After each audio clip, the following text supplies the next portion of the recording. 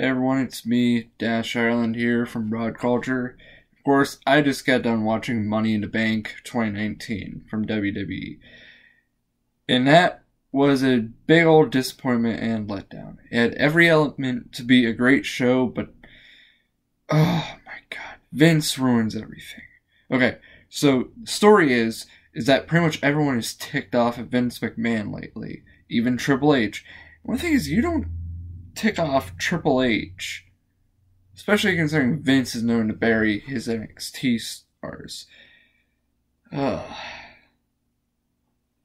So, let me tell you why this is bullcrap. Now, the match card I have on my phone is out of order, so I'm just going to go a bit out of order because it was in order, and I would be following the article that's supposed to be posted of my grading of Money in the Bank 2019, but while that site is down, gotta go with this. So, one of the matches we had was the WWE Raw Women's Championship, which was Becky Lynch versus Lacey Evans. Honestly, I think it's a bit pointless to put Lacey Evans in because she hasn't really solidified herself enough on the main roster. Plus, we know she was going to job out, and I really can't get behind the new gimmick she has of Sassy Southern Belle. But yeah, she jobbed out to Becky, and Becky retained the Raw Women's Championship.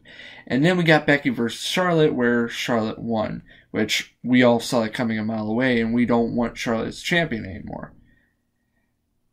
Now, earlier during this pay-per-view, we had the Women's Money in the Bank match between Natalya, Dana Brooke, Naomi, Bayley, Mandy Rose, Ember Moon, Carmella, and Nikki Cross, which it was a pretty good match. We saw some good features coming from Natalya, Dana, Naomi, all the competitors. It had some good spots, especially Nikki.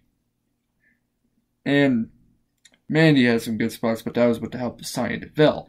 But Bayley ended up winning, and that created a huge pop, and it was very good. It was more satisfying than the Game of Thrones ending. Now, I don't watch Game of Thrones because I really don't care because it's an overrated TV show. But anyways, Bayley won the Money in the Bank, and that was actually a pretty good decision. Pretty smart. I'll give it that.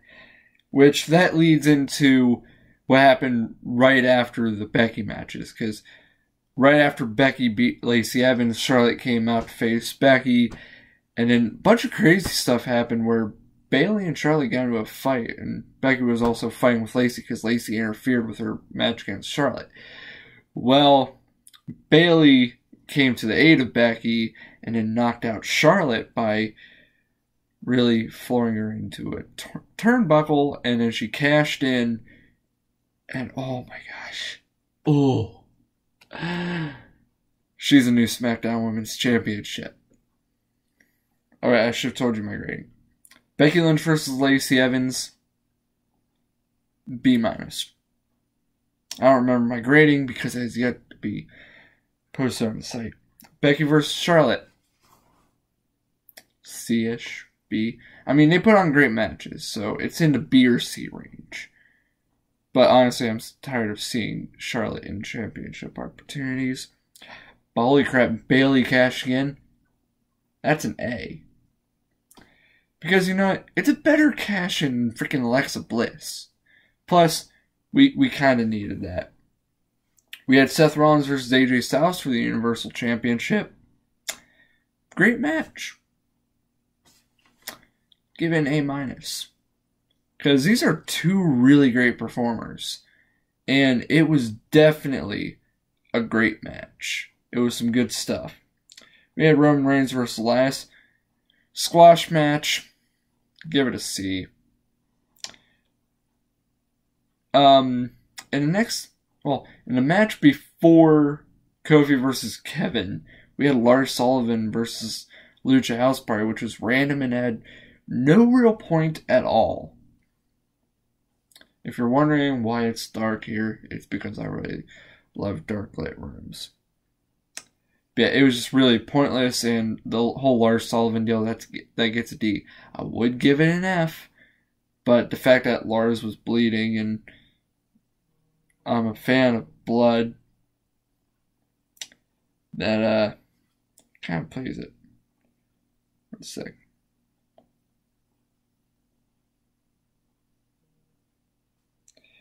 Anyways, yeah, Lars Sullivan deal. No. We had The Miz versus Shane McMahon in a steel cage match. That's in the B range. Somewhere between B plus and B minus.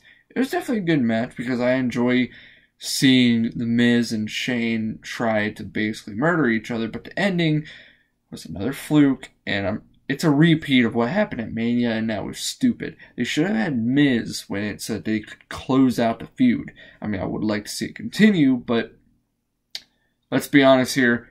You put a feud on for too long, it's going to be boring. Shane won because he slipped out of his freaking shirt as he was escaping the cage.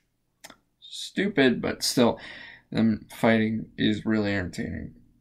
We had a WWE Championship match, which was Kofi Kingston versus Kevin Owens, as I mentioned earlier. That one is also an A-. Good job. Because Kevin Owens, really great performer. Kofi Kingston, also a really great performer. Of course, Kofi Kingston retained, and that was obviously a smart decision. I don't want this feud to end soon. I think they can definitely do a lot more. And I think that they could build a Big E turning heel after they get done with Kevin Owens challenging Kofi for the next several weeks. At the least, really. But yeah, definitely an enjoyable match. Samoa Joe versus Rey Mysterio. That shocked me. I'm giving it a B- because I didn't exactly expect to be short. I thought it was just going to be another squash match for Joe. But Rey definitely got something in there, and Rey became the new United States Championship. I was surprised, so that gets bonus points. We had the Cruiserweight Championship match, which was Tony Nese versus Arya Daivari. I didn't really care much, because, well, Cruiserweights don't get much attention. They're not seen as important by Vince, and the one time they're actually put on the main card, it's not much of a match I found interesting. In the pre-show, we did have Daniel Bryan and Rowan versus the Usos for the SmackDown tag titles, which wasn't a bad match, but wasn't a fan entirely. But I do want to point out that I like the fact that Rowan was wearing a Slipknot shirt, because I'm a bit of a Slipknot fan nowadays. So that was good. So this one got C+. And now we're getting into BS territory. I can't say it explicitly because of the rules of the channel.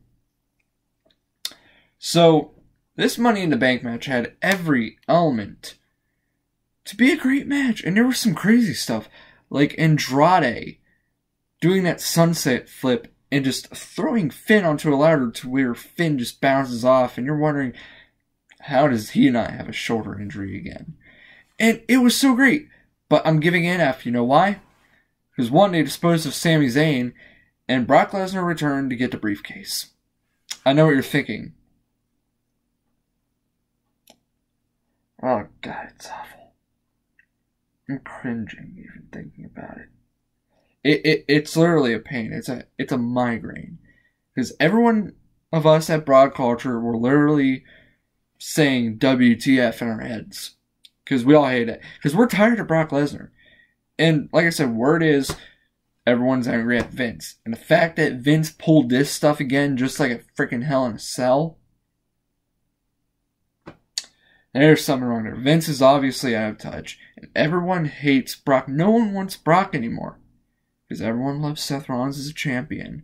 And we don't want to see Brock. Plus, the past couple of years, the men's Money in the Bank winner really has not won a single championship. It, also known as Baron Corbin, Braun Strowman.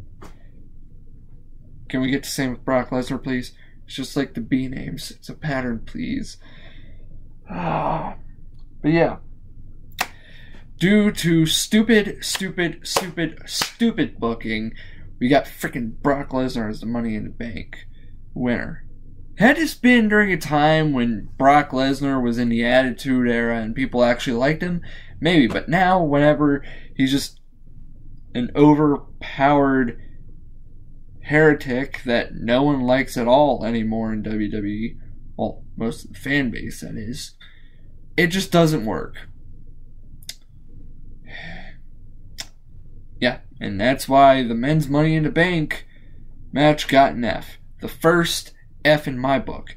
The one match I was hoping not to give an F to got an F. Yeah, I'm fuming. So yeah, that was Money in the Bank graded with justifiable grades. I could have easily given the Money in the Bank match a B or an A. Most likely an A had Brock Lesnar not done what he basically did in Hell in a Cell. Hell in a Cell BS ending, where he just interfered and just supposedly made it to a draw. And now he just steals the briefcase. I don't understand this. I'm fuming, I'm ranting, I gotta stop that. But I think everyone can understand the anger because emotions are running high. Yeah, that was Money in the Bank. For most of the pay-per-view, it was doing better than a lot of the recent non-Big Four pay-per-views up until the ending. So yeah, Money in the Bank graded, brought to you by WhatCulture, hosted by me, Dash Ireland. Hopefully, whenever our site is not down, our article on this can get posted because I worked all night working on that. See you next time.